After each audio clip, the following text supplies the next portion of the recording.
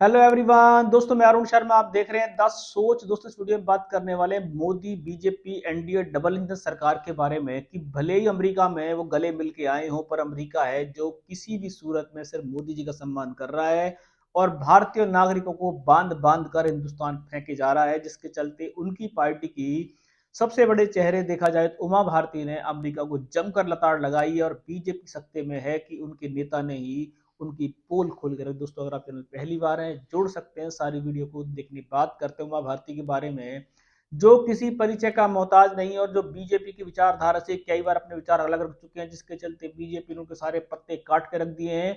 BJP ने यहां तक कि उनको इलेक्शन में टिकट नहीं दी, जिसके लिए वो काफी दिनों से कवायद लगाए जा रहे थे। पर उमा भारती के जो विचार थे वो क्रांतिकारी विचार थे, जिनसे मोदी जी का 36 का आंकड़ा बढ़ता जा रहा है। अब जिस तरीके से उमा भारती ने अपना मुंह खोला है, उन्होंने साफ कहा है कि जिस तरीके से अमेरिका ने हमारे भारतीयों को हथकड़ी पहनाई है, जिसका विपक्ष काफी दिनों से लगातार विरोध कर रहा था, जगह जगह हाय हाय के नारे लग रहे थे। अब उन्हीं की पार्टी की देखा जाए तो उमा भारती ने इस पर तंज कस दिया। उन्होंने कहा कि अमेरिका बेशर्म है और जिस करतूत उन्होंने हिंदुस्तानी को लेकर किसी भी सूरत में स्वीकार नहीं की जा सकती। अब उन्होंने मोदी जी का तो नाम नहीं लिया, बीजेपी को तो कटघरे में खड़ा करके रख दिया है कि जो विपक्ष कल तक ये आवाज लगा रहा था कि अमेरिका नहीं जाना चाहिए और अगर डोनाल्ड ट्रंप अमेरिका से कभी भारत आते हैं तो काले झंडे दिखाए जाएंगे, जैसा विपक्ष का कहना है। अखिलेश यादव हो, राहुल गांधी हो, अन्य नेताओं ने डोनाल्ड ट्रंप की इस कायराना हरकत को शर्मनाक हरकत बताया था, जिसके चलते अब उनको साथ मिला है उमा भारती का।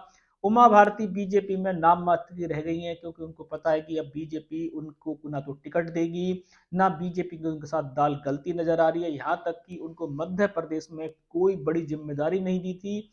यहाँ तक कि उनको जब मध्य प्रदेश का मुखिया चुना गया, तब भी मोदी जी की रैली में किसी फंक्शन में उमा भारती को नहीं बुलाया गया था, जिसके चलते उमा भारती ने मोदी जी पे उस टाइम अपना दर्द छलकाया था, तंज कस दिए थे कि पार्टी किसी एक की नहीं है। और उन्होंने कहा था कि ज्योतिरादित्य सिंधिया का जो सम्मान करा जा रहा है वो इस लायक नहीं है, वो तो नक्कल का छोकरा है। उन्होंने काफी चीजें नसीहत दी थी, पर बीजेपी सरकार है जो उनको भूल चुकी है और बीजेपी सरकार को उन्होंने कटघरे में खड़ा कर दिया है।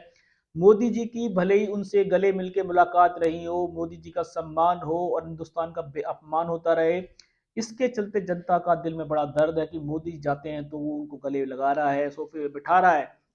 और अगर हिंदुस्तानी किसी भी सूरत में गलत तरीके से एंट्री पाए गए तो एक प्रोटोकॉल के जरिए उनको भारत भेजा जा सकता है, पर उनको टॉयलेट ना जाने देना, लेडीज महिलाओं जिस तरीके को उनको हथकड़ी बांध के भेजना, ये किसी भी सूरत में भारत के दोस्ताना संबंध जाहिर नहीं करता है।